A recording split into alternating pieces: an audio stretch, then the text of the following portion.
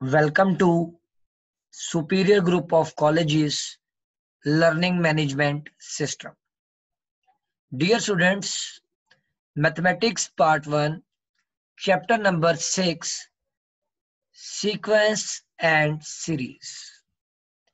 जैसा कि बेटा नाम से जाहिर है कि सीक्वेंस बेटा एक ऑर्डर को कहा जाता है, तरतीब इसको उर्दू में कहते हैं, अरेंजमेंट ऑफ नंबर्स। यानी सीक्वेंस से मुराद है कि आपके जो नंबर्स होंगे वो किसी एक खास ऑर्डर में होंगे, किसी एक खास अरेंजमेंट में होंगे। तो बेटा जी मैथमेटिक्स के रिस्पेक्ट सीक्वेंस की क्या डेफिनेशन है? तो बेटा सबसे पहले सीक्वेंस की डेफिनेशन देखते हैं। Sequence is A special type of function from a subset of n to r और c। यानी कि सीक्वेंस आपके पास एक फंक्शन की स्पेशल टाइप है जो कि सबसेट है n to r और c से मुराद है बेटे कॉम्प्लेक्स नंबर। एक छोटी सी एग्जांपल से बेटा आपको समझा देता हूं कि अगर मैं आपको कहता हूं बेटा आपकी क्लास में टोटल नंबर ऑफ स्टूडेंट्स कितने हैं, काउंट करें। आप कहते हैं 35 और मैं कहता हूं बेटा आज कितने प्रेजेंट हैं, तो आप काउंटिंग स्टार्ट करेंगे और आप हमेशा जो स्टार्ट करेंगे वो 1 से स्टार्ट करेंगे। यानी आप 1 2 3 4 और आप बताएंगे सर कि आज 35 स्टूडेंट्स जो है वो प्रेजेंट है। कभी भी ऐसा नहीं होता कि हम काउंटिंग जो स्टार्ट करें वो 0 से स्टार्ट करें। इसलिए यहाँ कहा गया है कि subset of n to r और सेट ऑफ नेचुरल नंबर जो है बेटा ये हमेशा हम 1 से ही स्टार्ट करते हैं। सीक्वेंस की एग्जांपल देखते हैं बेटे।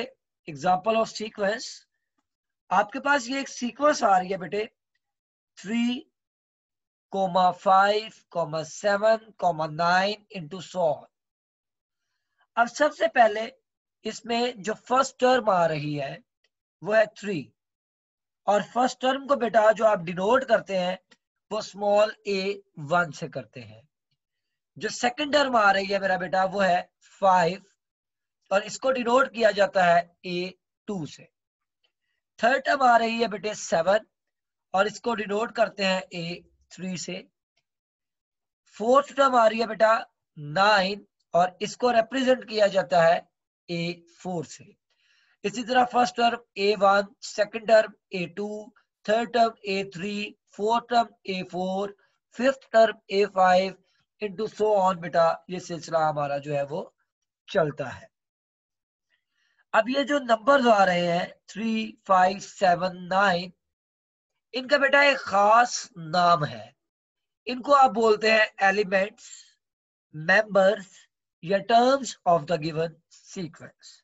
यानी ये कि हमारे पास जो सीक्वेंस दी गई होती है ये उसके एलिमेंट्स कहलाते हैं, ये उसके मेंबर्स कहलाते हैं, ये उसकी टर्म्स जो है वो कहलाते हैं।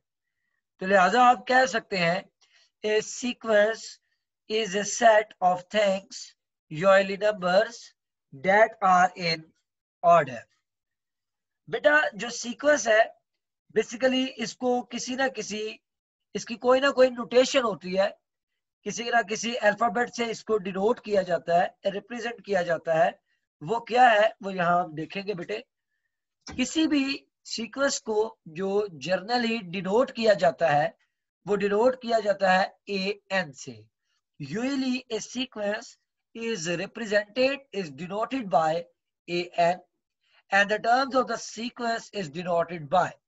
ये टर्म्स ऑफ सीक्वेंस से मुराद यहाँ पर ये है बेटा जो मैं आपको शुरू में बता रहा था कि फर्स्ट टर्म a1 कहलाती है, सेकंड टर्म a2 कहलाती है, थर्ड टर्म a3 कहलाती है। तो यहाँ जनरल फॉर्म में देखेंगे हम कि a1, a2, a3 it means that a1 is the first term, a2 is the second term and a3 is the third term into so on। और an को बेटा यहाँ पर आप nth टर्म कहेंगे, लास्ट टर्म कह सकते हैं और यहाँ पर आप इसको जर्नल टर्म का नाम भी दे सकते हैं। 3 डिफरेंट नेम्स है बेटा, nth टर्म, जर्नल टर्म और last term of the given sequence. तो ये है बेटे सीक्वेंस, यानी आपके पास अरेंजमेंट ऑफ नंबर्स। अब यहाँ पर आपको नेक्स्ट ये सिखाया जाएगा कि आपको एक लास्ट टर्म दी गई हो, आपको एक nth टर्म दी गई हो, आपको एक जर्नल टर्म दी गई हो, तो how we can find the first term, how we can find the fourth term, किस तरह से हम first second third fourth fifth terms को जो है वो फाइंड आउट कर सकते हैं। तो बेटा इसकी एक एग्जांपल आप यहाँ पर देखेंगे। फॉर एग्जांपल आप एक सीक्वेंस को कंसीडर कर रहे हैं, कंसीडर ए सीक्वेंस। ये आपके पास ए एन एक सीक्वेंस है जो कि इक्वल है n plus minus one whole power n। A n denote कर रहा है बेटा जर्नल टर्म को, ए एन डिनोट कर रहा है बेटा nth टर्म को, इसी को लास्ट टर्म भी कहा जाता है। आपने यहाँ पे क्या सीखना है कि आप किस तरह से फर्स्ट टर्म, किस तरह से सेकंड टर्म, किस तरह से थर्ड टर्म और फोर्थ टर्म को जो है वो फाइंड आउट कर सकते हैं। आप इसको ये भी कह सकते हैं कि आपको nth टर्म दी गई हो, आपको जर्नल टर्म दी गई हो, तो आपको ये कह सकते हैं कि आप इसकी first four terms find out करें। तो फर्स्ट टर्म किससे डिनोट करते हैं? a1 से। तो जब तक आप यहाँ n की जगह 1 रिप्लेस नहीं करेंगे तो आपके पास a1 नहीं आएगा। तो n की जगह सबसे पहले आप 1 रिप्लेस करेंगे तो हमारे पास क्या आ जाएगा बेटा? a1। तो हमने जब n की जगह 1 रिप्लेस किया इस nth टर्म में, तो बेटा आपके पास आंसर आया 0। तो इसका मतलब यहाँ इस सीक्वेंस की जो फर्स्ट टर्म है वो किसके इक्वल है? 0 के। अब बेटा सेकंड टर्म के लिए आप इसी nth टर्म में, इसी लास्ट टर्म में n की जगह 2 पुट करेंगे। तो आपने n की जगह 2 पुट किया तो बेटे यहाँ आ गया a2, n की जगह बेटे 2 रिप्लेस कर दिया और n की जगह 2 रिप्लेस कर दिया। आफ्टर सिंप्लीफाइंग आपके पास आंसर आ गया 3। इट मींस दैट जो आपने सीक्वेंस कंसीडर की, इसकी सेकंड टर्म जो है वो किसके इक्वल है? 3 के इक्वल।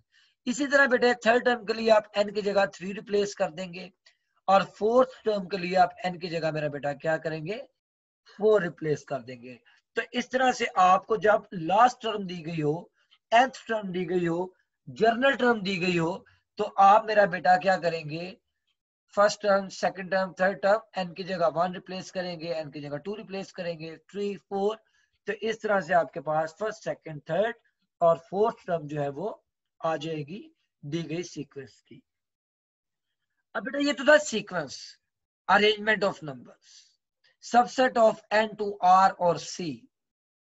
नोटेशन देखिए an, जिसको आप लास्ट टर्म, nth टर्म या जर्नल टर्म का नाम देते थे। अब इस सीक्वेंस की आगे से कुछ टाइप्स हैं, यानी कि टाइप्स ऑफ सीक्वेंस।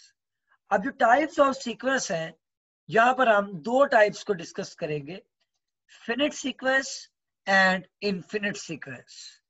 अब ये भी नाम से जाहिर है, फिनिट, फिनिट का मतलब क्या होता है? काउंटेबल, जिसको आप काउंट कर सकें, गिन सकें।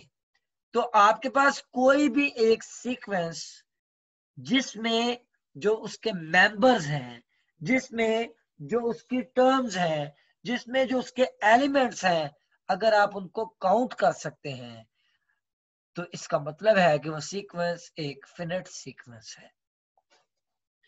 डेफिनेशन देखें, if the domain of the sequence is finite set, यानी कि अगर आपके पास किसी भी सीक्वेंस की जो डोमेन है वो फिनाइट है, काउंटेबल है, then the sequence is called finite sequence. इसकी एग्जांपल को देख लेते हैं जी, कि आपके पास 1 4 9 इंटू सो ऑन 121। तो इट मींस दैट कि इसमें आपको लास्ट टर्म दी गई है, ये काउंटेबल है। इट मींस दैट कि ये आपके पास एक फिनिट सीक्वेंस है। फिर आपको सेकंड में लास्ट टर्म दी गई है, ये फिनिट सीक्वेंस है, काउंटेबल है। फिर आपने अनदर एग्जांपल देखी तो आपके पास लास्ट टर्म गिवन है विच इज इक्वल टू 13, और बेटे ये भी काउंटेबल है, लिहाजा ये भी एक फिनिट सीक्वेंस है। तो फिनिट का मतलब था काउंटेबल, यानी जो कि आप जिनको गिन सकते थे, जिनको काउंट कर सकते थे। अब आपके पास इनफिनिट सीक्वेंस, इनफिनिट सीक्वेंस एक ऐसी सीक्वेंस होगी जिसके जो मेंबर्स होंगे, जिसके जो एलिमेंट्स होंगे, वो आपके पास अनकाउंटेबल होंगे, उनको आप गिन नहीं सकते। तो जिनको आप नहीं गिन सकते, जिसकी लास्ट टर्म नहीं होगी, वो आपके पास क्या कहलाएगी? Infinite sequence. If the domain of the sequence is infinite set, अगर आपके पास किसी भी सीक्वेंस की जो डोमेन होगी वो अनकाउंटेबल होगी, जिसको आप नहीं गिन सकेंगे, तो then the sequence is called infinite sequence. तो एग्जांपल्स ऑफ सीक्वेंस हैं जी 1 to 4 into so on। ये कैसी सीक्वेंस है जिसमें हमें पता है कि फर्स्ट टर्म जो है वो 1 है, सेकंड टर्म आपके पास 2 है, थर्ड टर्म आपके पास 4 है, लेकिन नेक्स्ट हमें लास्ट टर्म का पता ही नहीं है कि इसकी लास्ट टर्म क्या है। तो इसका मतलब हम इसको काउंट नहीं कर सकते। जब हम इसको काउंट नहीं कर सकते, इट मींस दैट कि ये सीक्वेंस का ताल्लुक जो है वो किससे? इन्फिनिट सीक्वेंस से इसका ताल्लुक है। तो बेटा ये इसकी डिफरेंट एग्जांपल्स हैं। एग्जांपल्स के बाद एक आपके पास नोट है, और मोस्ट इंपॉर्टेंट नोट है, एमसीक्यू उसके हवाले से भी इंपॉर्टेंट है, कि जो आपके पास इन्फिनिट सीक्वेंस होती है, इन्फिनिट सीक्वेंस की बेटा कोई भी लास्ट टर्म नहीं होती। An infinite sequence has no last term, यानी इन्फिनिट सीक्वेंस की बेटा कोई भी लास्ट टर्म नहीं होगी। आप एग्जांपल्स में देख सकते हैं कि इन्फिनिट सीक्वेंस में हमारे पास कोई भी लास्ट टर्म नहीं होती। इसके बाद बेटा रियल सीक्वेंस सीखेंगे कि रियल सीक्वेंस क्या होती है। तो रियल सीक्वेंस बेसिकली बेटा, अगर आपके पास एक सीक्वेंस है और उस सीक्वेंस के तमाम मेंबर्स, उस सीक्वेंस के तमाम एलिमेंट्स, उसके तमाम एंट्रीज अगर आपके पास रियल नंबर होगी, तो आप कहेंगे that it is called a real sequence. यानी if all the members of a sequence, किसी भी सीक्वेंस के जो मेंबर्स होंगे वो रियल नंबर्स होंगे, then it is said to be a real sequence. तो आप उसको क्या बोलेंगे जी? कि ये आपके पास क्या है? एक रियल सीक्वेंस। तो बेटा ये था एक छोटा सा आपका कॉन्सेप्ट, जिसमें आपने देखा कि सीक्वेंस क्या है? Arrangement of numbers. नंबर्स आपके पास एक खास तरतीब में होंगे। फिर बेटे आपने देखा कि सीक्वेंस को डिनोट किससे करते हैं? वो था ए एन। फिर आपने देखा फर्स्ट टर्म क्या थी, सेकंड टर्म क्या थी, थर्ड टर्म क्या थी, इन जनरल फॉर्म। अब लास्ट टर्म ए एन होती है, उसको nth टर्म भी कहते हैं, उसको जनरल टर्म भी कहते हैं। फिर आपने पढ़ा टाइप्स ऑफ सीक्वेंस, यानी कि इन्फिनिट सीक्वेंस और फिनिट सीक्वेंस। और आपने एक नोट पढ़ा कि कोई भी इन्फिनिट सीक्वेंस जो है उसकी लास्ट टर्म नहीं होती। और डेफिनेशन देखी बेटा हम लोगों ने किसकी? रियल सीक्वेंस की। तो बेटा एक्सरसाइज नंबर 6.1 पर मूव करते हैं। एक्सरसाइज नंबर 6.1 में बेटा जो क्वेश्चन नंबर 1 है, right the first four terms of the following sequences if an equals to 2n minus 3। Very simple question बेटे। उसने क्या कहा? Right the first four terms. तो आपको पता बेटा फर्स्ट फोर टर्म्स कौन सी होती हैं?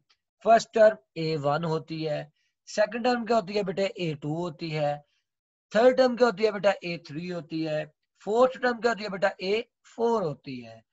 तो मैंने आपको बेटा अभी कॉन्सेप्ट में ये सिखाया कि जब भी हमें nth टर्म गिवन हो, जब भी हमें लास्ट टर्म गिवन हो, बेटे आप क्या करेंगे? आप n की जगह 1 रिप्लेस करेंगे तो फर्स्ट टर्म आ जाएगी, n की जगह 2 रिप्लेस करेंगे तो सेकंड टर्म आ जाएगी, n की जगह 3 रिप्लेस करेंगे तो थर्ड टर्म आ जाएगी, n की जगह 4 रिप्लेस करेंगे तो फोर्थ टर्म आ जाएगी। तो सबसे पहले बेटा सोल्यूशन में आपके पास गिवन है मेरा बेटा क्या? nth टर्म, यानी कि जनरल टर्म, यानी कि लास्ट टर्म। तो हमने यहाँ पे फाइंड क्या करनी है? First four term. तो बेटा वन बाय वन करेंगे। तो for getting the required terms we put n equals to 1 2 3 and 4। तो फर्स्ट ऑफ ऑल बेटा वन बाय वन हम इसमें पुट करेंगे। तो सबसे पहले हम n की जगह 1 पुट करेंगे, किसमें? nth टर्म में। तो nth टर्म जो कि हमारे पास गिवन थी, उसमें n की जगह 1 रिप्लेस किया। तो आफ्टर सिंप्लीफाइंग बेटा हमारे पास जो a1 आई वो आपके पास है -1। तो आप A1 लिख लें या सिंपली A लिख लें, वो फर्स्ट टर्म को रिप्रेजेंट करती है। सेकंड टर्म के लिए बेटा n की जगह 2 रिप्लेस किया nth टर्म में, तो आपके पास जो आंसर आया वो फिर आपके पास क्या आया जी, 1 आया। थर्ड टर्म के लिए बेटा n की जगह 3 रिप्लेस किया और फोर्थ टर्म के लिए n की जगह 4 रिप्लेस किया। इस तरह से मेरा बेटा आपके पास first 4 terms of the sequence are -1, 1, 3 and 5। यानी कि जब भी आपको nth टर्म दी गई हो, जब भी आपको जनरल टर्म दी गई हो और आपको वो कहे फर्स्ट 4 टर्म्स फाइंड करें, तो ऑब्वियस है आप n की जगह 1, 2, 3 और 4 रिप्लेस करेंगे। अगर फॉर एग्जांपल वो यहाँ कह देता है आप सिर्फ और सिर्फ 10th टर्म फाइंड करें, तो बेटा आप 10th टर्म के लिए n की जगह 10 रिप्लेस कर देंगे। नेक्स्ट क्वेश्चन देखते हैं बेटे। नेक्स्ट क्वेश्चन में बेटा क्वेश्चन नंबर 1 का 5th पार्ट है, an equals to n divided by 2n+1। करना इसमें भी हमने वही काम है, क्या करना है, फर्स्ट 4 टर्म्स फाइंड आउट करनी है। तो सबसे पहले हमारे पास गिवन क्या है जी, आपके पास nth टर्म गिवन है, हमने nth टर्म गिवन डेट लिखा जी, an equals to n divided by 2n+1। तो अब हमें रिक्वायर्ड क्या है, फर्स्ट 4 टर्म्स रिक्वायर्ड है, तो कब आएंगी, जब n की जगह 1 रिप्लेस करेंगे, n की जगह 2 रिप्लेस करेंगे, n की जगह 3 रिप्लेस करेंगे, n की जगह 4 रिप्लेस करेंगे। तो सबसे पहले बेटे n की जगह 1 रिप्लेस किया, तो आपके पास a1 आ गया बेटे, और n की जगह 1 रिप्लेस किया तो आफ्टर सिंप्लीफाइंग a1 की वैल्यू आ गई 1/3। n की जगह 2 रिप्लेस करेंगे बेटा, तो आपके पास आंसर आया 2/5। n की जगह 3 रिप्लेस कर दें, आफ्टर सिंप्लीफाइंग आंसर आया 3/7। n की जगह 4 रिप्लेस करें बेटा, आफ्टर सिंप्लीफाइंग आंसर आया 4/9। तो इस तरह से आप first term, second term, third term और फोर्थ टर्म फाइंड आउट करने में कामयाब हुए हैं। लिख लेंगे बेटा कि thus the first 4 terms of the sequence are 1/3, 2/5, 3/7 and 4/9। तो बेटा ये 2 क्वेश्चंस के बाद हम क्वेश्चन नंबर 2 पर मूव करेंगे। क्वेश्चन नंबर 2 में हमें कहता है find the indicated terms of the following sequence.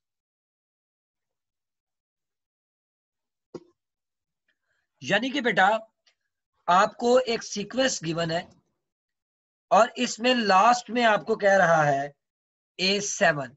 It means that कि हमें वो कह रहा है जी, ये जो इंडिकेटेड टर्म हमारे पास है A7, हमें इस A7 टर्म को फाइंड आउट करना है कि इस A7 टर्म की जो वैल्यू है वो क्या है। तो थोड़ा सा इस सीक्वेंस की तरफ गौर करेंगे बेटा कि फर्स्ट टर्म क्या है 2, और फर्स्ट टर्म को किससे डिनोट करते हैं, A1 से।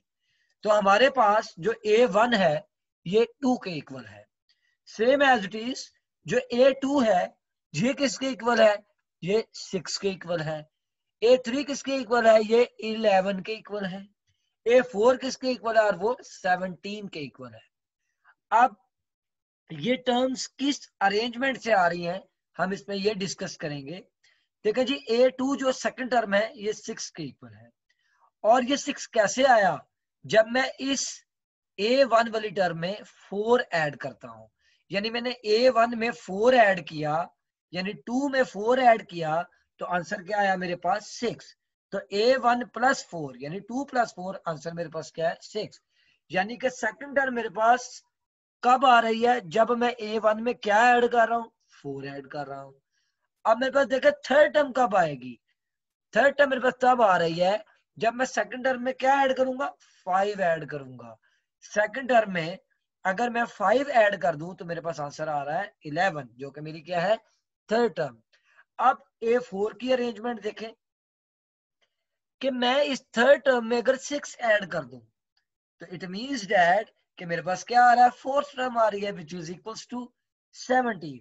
देखिए ये अरेंजमेंट आ रही है 4, 5, 6, यानी पहले 4 ऐड किया फर्स्ट टर्म में, फिर सेकंड टर्म में 5 ऐड किया, फिर थर्ड टर्म में 6 ऐड किया। तो नेक्स्ट टर्म के लिए आप क्या करेंगे, A4 में 7 ऐड करेंगे। तो जब आप A4 में 7 ऐड करेंगे तो आपके पास फिफ्थ टर्म आ जाएगी which is 24। Same as it is आप A5 में क्या ऐड करेंगे, 8 ऐड करेंगे, तो आपके पास कौन सी टर्म आ जाएगी, 6 टर्म आ जाएगी, विच इज इक्वल टू 32। और 7th टर्म के लिए आप क्या करेंगे, A6 में आप 9 ऐड करेंगे, तो आप A6 में 9 ऐड करें तो आपके पास आंसर आ जाएगा 41। तो हमारी जो इंडिकेटेड टर्म थी A7 वो किसके इक्वल है, 41। देखें A1 में 4 ऐड किया तो सेकंड टर्म आई, फिर A2 में 5 ऐड किया तो थर्ड टर्म आ गई, फिर A3 में 6 ऐड किया तो फोर्थ टर्म आ गई, फिफ्थ टर्म के लिए क्या किया, फोर्थ टर्म में 7 ऐड किया। तो इसी तरह से ये नेचुरल नंबर्स ऐड हो रहे हैं, पहले 4 5 6 7 8 9। तो इस तरह से आपने जो है इसकी क्या करनी है जी, पहचान करनी है कि क्या इसकी सीक्वेंस जो है वो बन रही है। इसी का सेकंड पार्ट है जी, इंडिकेटेड टर्म है जी A6। आज सबसे पहले बेटा यहां पर ये देखेंगे कि जो आपकी सीक्वेंस की अरेंजमेंट आ रही है वो अरेंजमेंट क्या है। गौर करें इस अरेंजमेंट के ऊपर बेटा, तो जो आपके पास फर्स्ट टर्म है वो किसके इक्वल है, 1 के इक्वल है। सेकंड टर्म किसके इक्वल है बेटे, 3 के इक्वल है। थर्ड टर्म किसके इक्वल है बेटा, 12 के इक्वल है। फोर्थ टर्म किसके इक्वल है, 60 के। अब यहां पर हमने ये देखना है ये टर्म आई कैसे है।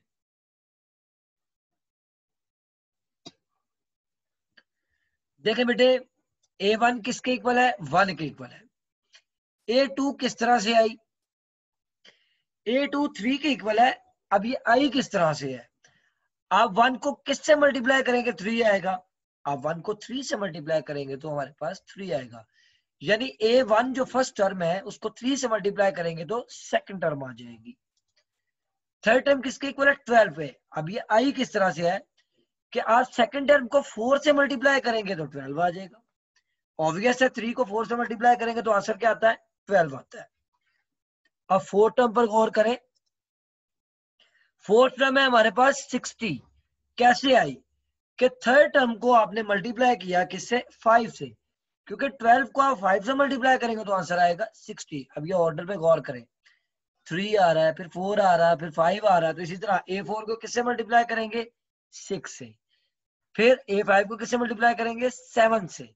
तो फिफ्थ टर्म के लिए आप A4 को किससे मल्टीप्लाई करेंगे, 6 से। तो जब आप A4 को 6 से मल्टीप्लाई करेंगे तो आंसर आएगा आपके पास 360। तो सिक्स टर्म के लिए आप A5 को किससे मल्टीप्लाई करेंगे, 7 से, तो आंसर आएगा आपके पास 2520।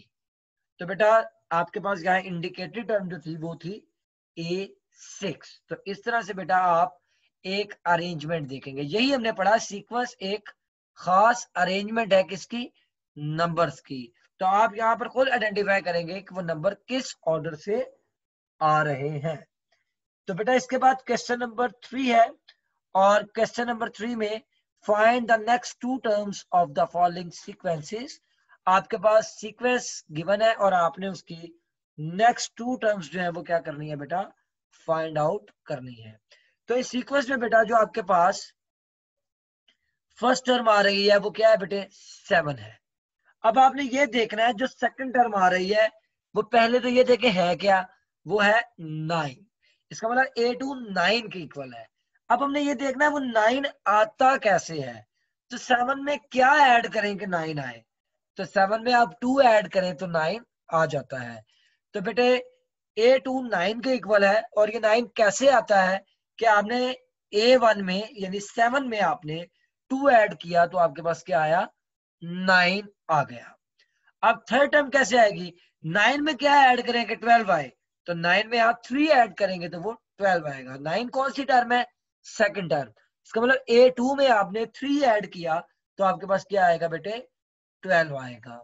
इसी तरह बेटा A3 में आप क्या ऐड करें कि 16 आए, वो 4 है। अब नेक्स्ट टू टर्म्स का कहा गया है, तो देखें यहाँ सीक्वेंस के आप जो नेक्स्ट टर्म है उसमें एक नंबर ऐड कर रहे हैं, पहले 2 ऐड किया, फिर 3 ऐड किया, फिर 4 ऐड किया, इसके बाद आप 5 ऐड करेंगे, फिर आप 6 ऐड करेंगे। तो बेटा फिफ्थ टर्म के लिए आप A4 में 5 ऐड करेंगे। तो जब आप A4 में 5 ऐड करेंगे तो आपके पास आंसर जो आएगा वो आएगा 21। तो A6 के लिए बेटे आप A5 में 6 ऐड करेंगे तो आंसर आएगा 27। अपना बहुत सा ख्याल रखिएगा बेटा। Thank you so much. Allah Hafiz.